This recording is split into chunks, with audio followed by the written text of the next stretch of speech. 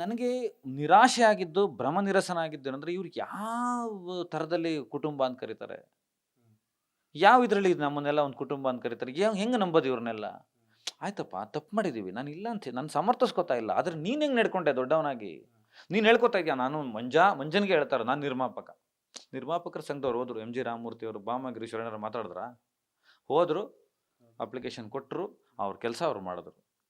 Beautiful draft ಮಾಡಿದ್ರು. ಅವ್ರಿಗೆ ಏನು ನೋವಾಗಿತ್ತು ಅದನ್ನು ನಿರ್ಮಾಪಕರ ಪರವಾಗಿ ಧ್ವನಿ ಎತ್ತಿದ್ರು. ಇವನಿಗೆ ಯಾಕೆ ಬೇಕು ಈ ಮಂಜನ್ಗೇನು? ಸುದೀಪ್ ಸರ್ ಹೆಸರು ತಗೊಬಂದ ತಕ್ಷಣ ನನಗೆ ಅಲ್ಲಿ ಕೆದಲಿದ್ದೇನಂತಂದರೆ, ನಾನು ನನ್ನ ಜೀವನದ ಕ್ಷಣ ಇರೋ ತನಕ, ಅವನು ಬದುಕಿರೋ ತನಕ ಮತ್ತು ನಾನು ಬದುಕಿರೋ ತನಕ ಮಾತಾಡ್ತೀನಿ ಮಂಜುನ ಬಗ್ಗೆ. ಕೋರ್ಟಿಗೂ ಹೇಳ್ಕೊಂಡು ಹೋಗ್ತೀನಿ, ಇನ್ನು ಅವನು ಎಲ್ಲ ಮಾತಾಡ್ತೀನಿ. ಬಸ್ ಅದು ಯಾವ ಹಂತಕ್ಕೆ ಹೋದ್ರೂ ಸರಿ. ನಾನು ಬೇಕಾದರೆ ಚಿತ್ರರಂಗ ಬಿಡಬೇಕಾ, ಬಣ್ಣ ಹಚ್ಚೋದು ಬಿಡಬೇಕಾ, ಬರೆಯೋದು ಬಿಡಬೇಕಾ, ಏನು ಬಿಟ್ಟರು ಸರಿ, ನಾನು ಮಂಜುನ ಬಗ್ಗೆ ಮಾತಾಡ್ತೀನಿ. ಯಾಕೆಂದರೆ ಏನು ನಾನ್ಸೆನ್ಸ್ ಮಾತಾಡೋದು ಹಂಗೆ? ನೋಡಿ, ವಿಷಯನ ದಿಕ್ತಪ್ತಾ? ಈ ವಿಷಯ ಏನಿತ್ತು, ನಿರ್ಮಾಪಕರ ಆಗು ಹೋಗುಗಳ ಬಗ್ಗೆ ಇದನ್ನ ಇಟ್ಕೊಂಡೇ ಮಾತಾಡ್ಬೋದಾಗಿತ್ತು. ಅವರು ಇಂಥವನೊಬ್ಬ ತಪ್ಪು ಮಾತಾಡೋಣ ಅಂತಾನೆ ಮಾತಾಡ್ಬೋದಾಗಿತ್ತು. ಅದಕ್ಕೊಂದು ಚರ್ಚೆಗೆ ಒಂದು ವೇದಿಕೆ ಸಿದ್ಧ ಆಗಬೇಕಾಗಿತ್ತು. ಅದನ್ನ ಬಿಟ್ಟು ವೈಯಕ್ತಿಕ ದಾಳಿ ಮಾಡಿದ್ರು. ಸರ್, ಈಗ ಇನ್ನೊಂದು ಪ್ರಶ್ನೆ.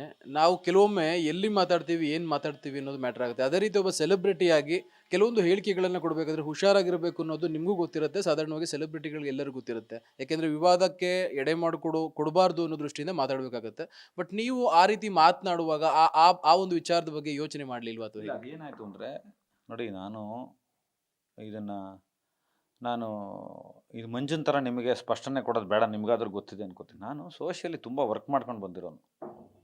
ಸೊಸೈಟಿಗೆ ತುಂಬ ವರ್ಕ್ ಮಾಡಿದ್ದೀನಿ. ನಾನು ಅದನ್ನು ಕೊಡಗು ಇರ್ಬೋದು, ಉತ್ತರ ಕರ್ನಾಟಕದ ವಿಷಯ ಇರ್ಬೋದು, ಯಾವುದೋ ಬಾಲಕಿಯ ರೇಪ್ ಕೇಸ್ಗಳಿರ್ಬೋದು, ಕನ್ನಡದ ಪರವಾದಂಥ ಹೋರಾಟ ಇರ್ಬೋದು, ಪತ್ರಿಕೋದ್ಯಮ ಇರ್ಬೋದು, ಕೋರ್ಟು ಹೋರಾಟ, ಕೇಸ್ಗಳು, ಇದೆಲ್ಲವನ್ನೂ ನೋಡಿದ್ದೀವಿ. ಬೀದಿಗಿಳಿದು ಹೋರಾಟ ಮಾಡ್ಕೊಂಡು ಬಂದಿರೋನು. ನನ್ನ ಬದುಕಿನ ಪಾತ್ರವೇ ಧ್ವನಿ ಎತ್ತೋದು. ಏನಾಯಿತು, ನನಗೆ ಅನಿಸ್ತಾ ಇತ್ತು, ನನಗೆ ಕೆಲವು ಹಿತೈಷಿಗಳು ಹೇಳುವಾಗ ಅದನ್ನು ಮತ್ತೆ ನೋಡಿದೆ ನಾನು. ಆ ಪ್ರೋವರ್ಬು ಇಂಟು ಕನ್ನಡ ಆಗೋವಾಗ, ಅದು ಆ್ಯಕ್ಚುಲಿ ಜರ್ಮನ್ನಿಂದ ಇಂಗ್ಲೀಷಿಗೆ ಬಂದು ಒಂದು 5-6 ಭಾಷೆಗಳಿಗೆ ಬಂದಿದೆ ಅದು. ಆ ಪ್ರೋವರ್ಬ್ನ ಹೇಳುವಾಗ ಇದು ಇಷ್ಟು ಹಾರ್ಷ್ ಆಗುತ್ತೆ, ಇದು ಇಷ್ಟು ಜನರಲಾಗಿ ಮನಸ್ಸಿಗೆ ನೋವಾಗ್ಬಿಡುತ್ತೆ ಅನ್ನೋದು ನನಗೆ ಖಂಡಿತ ಗೊತ್ತಿರಲಿಲ್ಲ. ಯಾಕಂದರೆ ನೀವು ತೆಗೆದು ನೋಡ್ರೆ ನಾನು ರಾಶಿ ಮಾತಾಡಿದ್ದೀನಿ, ತುಂಬ ವಿಚಾರಗಳಿಗೆ ಹೋರಾಟ ಮಾಡಿದ್ದೀನಿ, ಧ್ವನಿ ಎತ್ತಿದ್ದೀನಿ, ಮಾಡಿದ್ದೀನಿ. ಅದಾದ ತಕ್ಷಣ ನಾನು ಅದನ್ನು ಕಟ್ ಮಾಡಿಸ್ದೆ. ನನ್ನ ಚಾನಲಲ್ಲೇ ಅಖಾಡದಲ್ಲಿ ನಾನು ಕಟ್ ಮಾಡಿಸ್ದೆ. ಅದನ್ನು ತೆಗೀರಿ ಫಸ್ಟು. ನನಗೆ ಎಷ್ಟು ಸಾವಿರ ವ್ಯೂಸ್ ಹೋಗಿದೆ ಯೂಟ್ಯೂಬ್ ಓನರ್ಸ್ಗೆ ಗೊತ್ತಾಗುತ್ತೆ ಅದರ ರಿಸಲ್ಟ್ ಏನು. ಕಟ್ ಮಾಡಿ ಬಿಟ್ಟಿರೋದು ಎಷ್ಟು ಲಕ್ಷ ಹೋಗಿದೆ, ನನಗೆ ಅದ್ರ ತಂತ್ರ ಯಾರು ಕಟ್ ಮಾಡಿದ್ರು ಗೊತ್ತು ನನಗೆ ವಿಚಾರ. ಇದ್ರ ಕ್ಷತ್ರಿ ಮತ್ತೆ ಗೊತ್ತು. ಆಯಿತು, ನಮ್ಮಿದ ಒಂದು ತಪ್ಪಾಗಿದೆ, ಇಮಿಡಿಯೇಟ್ ಅದನ್ನು ಅನ್ಲಿಸ್ಟ್ ಮಾಡಿಸ್ದೆ, ಪ್ರೈವೇಟ್ ವಿಡಿಯೋ ಮಾಡಿಸಿ ಕಟ್ ಮಾಡಿ ಆಮೇಲೆ ಬಿಡಿ, ಪರವಾಗಿಲ್ಲ. ನಾವು ಹೆದರ್ಕೊಳ್ಳೋದು ಬೇಡ. ಆದರೆ ಜನನಾಯಕನ ವಿಡಿಯೋ ಇರಲಿ. ಆದರೆ ಈ ಕನ್ನಡದ ನಮ್ಮ ನಿರ್ಮಾಪಕರು ಇವರೆಲ್ಲ ಯಾರು? ಇವರೆಲ್ಲ ಬಾಸ್ ಚಿತ್ರರಂಗ ಚಿಕ್ಕದು. ಇಲ್ಲಿ ಎದುರುಗಡೆ ಹೋದ್ರೆ ಸಿಕ್ಕಬೇಕು. ಆಮೇಲೆ ಅಲ್ಲಿ ತುಂಬ ವಿಡಿಯೋದಲ್ಲೆಲ್ಲ ಮಾತಾಡೋಲ್ಲ ಅವರೆಲ್ಲ. ನನ್ನ ಜೊತೆ ಮಾತಾಡಿದಾರೆ ಅವರು. ಕಾಲ್ ರಿಟ್ರೈವ್ ಮಾಡ್ಕೊಳ್ಳೋಕೆ ಹೇಳಿ, ಅವ್ರು ಎದೆ ಮುಟ್ಕೊಂಡು ಹೇಳ್ಕೊಳ್ಳೋಕೆ ಹೇಳಿ, ನನ್ನ ಜೊತೆ ಮಾತಾಡಿಲ್ವಾ ಅಂತ. ಅಥವಾ ಆ ಪ್ಯಾರಾಗ್ರಾಫ್ ಯೂಸ್ ಮಾಡೋವಾಗ ತಪ್ಪಾಗಿದೆ. It's A mistake. ನನಗೆ 49 ಇಯರ್ಸಲ್ಲಿ 23 ಎಕ್ಸ್ಪೀರಿಯನ್ಸ್ ಆಫ್ ಸೋಷಿಯಲ್ ಸರ್ವಿಸ್. ಸಮಾಜದ ನಡುವೆ ನಾನು ಬದುಕಿರೋದು ಇಷ್ಟು ವರ್ಷಗಳ ಕಾಲ. ಎಸ್, ಅದು ಒಂದು ಸ್ವಲ್ಪ ಬಿಟ್ಟು ಹಾರ್ಷ್ ಆಯಿತು. ಅದಕ್ಕೆ ಅವ್ರು ನೋವಾಗಿರೋದು ನಿಜ. ನಾನು ನೆನ್ನೆನೇ ಕ್ಲಿಯರ್ ಮಾಡಿಬಿಟ್ಟೆ. ಅದಕ್ಕೆ ಕ್ಷಮೆ ಕೇಳೋದ್ರಲ್ಲಿ ಯಾರೂ ಸಣ್ಣವರಾಗೋದಿಲ್ಲ. ನಾವು ಕಲ್ತ್ಕೊಳ್ಬೇಕಾಗಿ ತುಂಬ ವಿಷಯಗಳಿರುತ್ತೆ. ಸಾಮಾಜಿಕವಾಗಿ ಇಶ್ಯೂ ಮಾಡುವಾಗ, ಕೆಲಸ ಮಾಡುವಾಗ ಇದೊಂಥರ ಈಟಿಗಳು ಬೆನ್ನಿಗೆ ತುಂಬ ಚುಚ್ತವೆ. ತುಂಬ ಹೋರಾಟ ಮಾಡಿಕೊಂಡೇ ಬಂದಿರೋದು. ಸೊ ಅದನ್ನು ನಾನು ಅಗ್ರಿ ಮಾಡ್ತಾ ನಾನು ಆಮೇಲೆ ಅವ್ರು ಏನು ಮಾಡಿದ್ರು ಅಂತ ನೋಡಿದೆ. ಈ ಮಂಜುನ ಅಂತವ್ರು ಮಾಡಿದ್ದು ಕೂಡ ಸರಿಯಲ್ಲ. ಅದನ್ನು ಇನ್ನೂ ತುಂಬ ಶ್ರೇಷ್ಠತೆಯಿಂದ ಮಾಡ್ಬೋದಾಗಿತ್ತು. ಈಗ ನಾನು ಅವ್ರನ್ನ ಗೌರವಿಸ್ತೀನಿ, ಇವರೇ ನಿರ್ಮಾಪಕರನ್ನ ನಾನು ಗೌರವಿಸ್ತೀನಿ. ಅವ್ರು ಗೌರವಿಸ್ತಾ ಇದ್ರು ಪರವಾಗಿಲ್ಲ ನನ್ನನ್ನು.